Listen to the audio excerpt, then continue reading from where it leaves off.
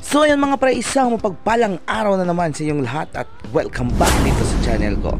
So ayan mga pre, welcome dito sa aking breeding area ng aking mga mollies at guppies. Ayan. So nandito na naman tayo sa bahay dahil after ng 2 araw na napakalakas ng ulan ay kailangan nating i-check yung kondisyon ng ating mga alaga. Ayan.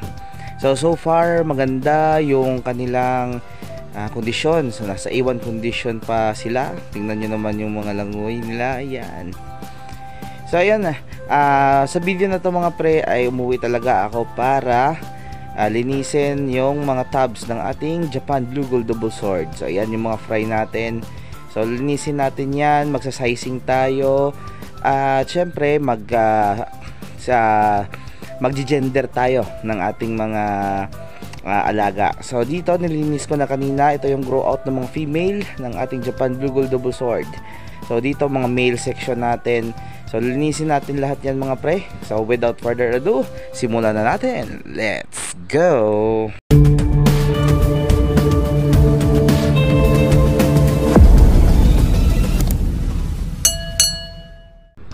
So ayun mga pre, nagsimula na akong mag-drain ng ating tubig. Ayan, nakikita nyo.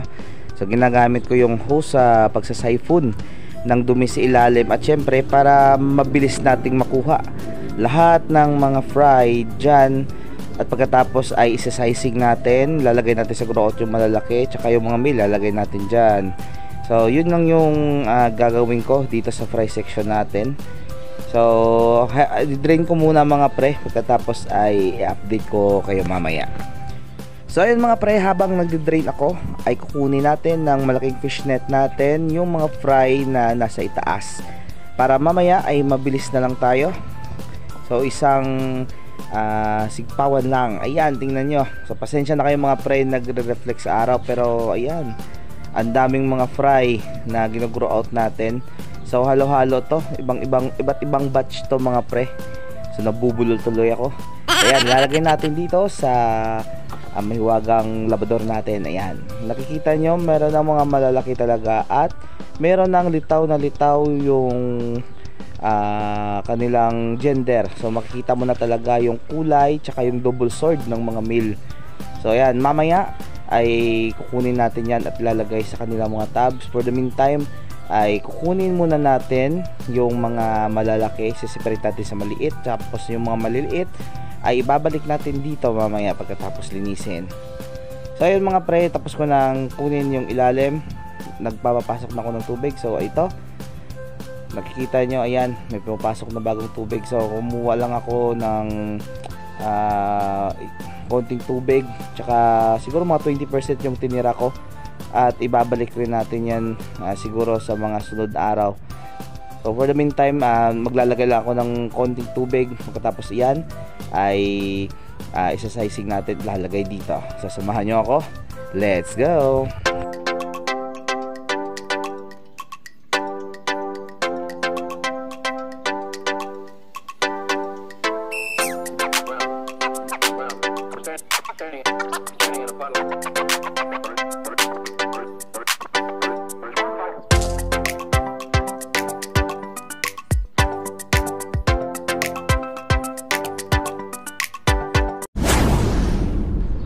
At ayun na nga mga pre, nakuha ko na yung mga malalaking size. So nandito na, ayan.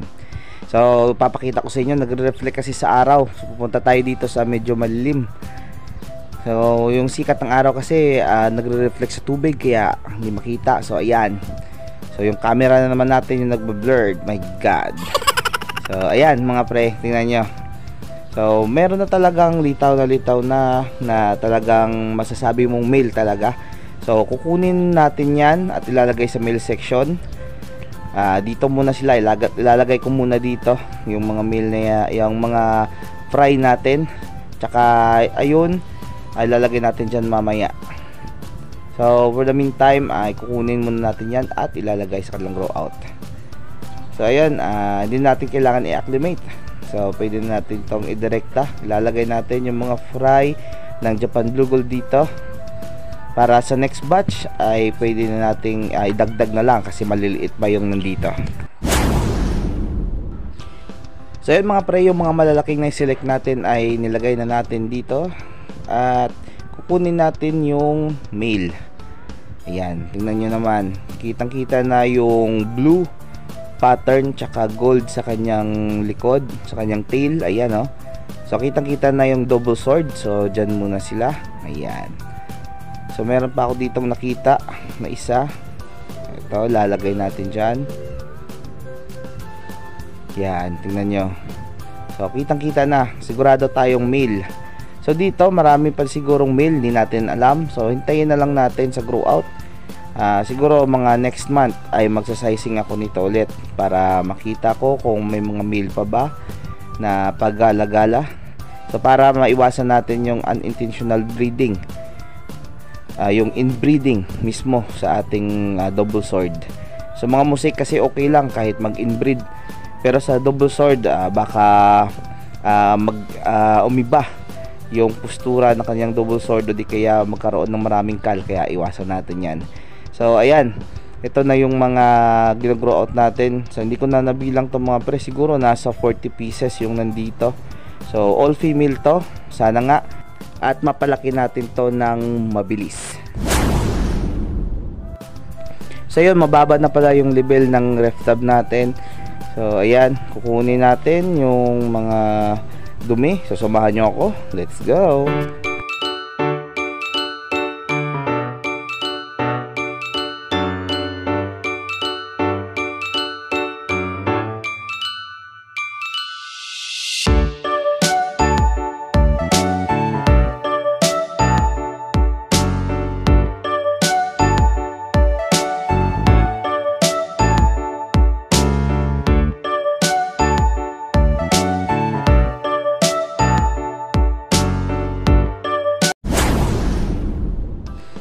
At ayun mga pre, kinuha ko yung ating mga male na Japan Blue Gold Double Sword. So marketable size to lahat mga pre. So pinakita ko sa inyo na ganyan na sila kalaki. So ready na yan, out sa market. Yung problema nga lang, wala tayong female na pang pair sa kanila. So dyan lang muna sila at palalakihin pa natin ng gusto. So maswerte yung makakakuha nito kapag nirelease natin sa market kasi malalaking talaga. Tsaka full grown na, litaw na yung kanilang double sword. So dito ilalagay muna natin tong hose. So didrain natin tong mga pre. Kukunin natin lahat ng dumi para maganda na naman yung environment ng mga male natin na gino-grow out dito. So grabe yung dumi dito sa ilalim kasi may nalalaglag na debris mula sa kahoy sa itaas. So ayun mga pre, naglalagay na ako ng tubig. So hayaan mo natin habang nagde-drain tayo dyan. So siguro ito yung isusunod natin, yung mga tabs ng ating mga breeder. Ayan. So check muna natin yung ating Japan Blue Gold Double Sword na breeder, kung kamusta yung status nila. NANI?! Omae wa mou shindeiru. Oh my god. So tingnan nyo mga pre, ang daming mga fry, my god. So hindi ko to in-expect mga pre, binuksan ko lang to kanina at hindi ko nakita. So tamang tama, naglinis tayo, kaya kunin natin lahat ng mga fry. Let's go!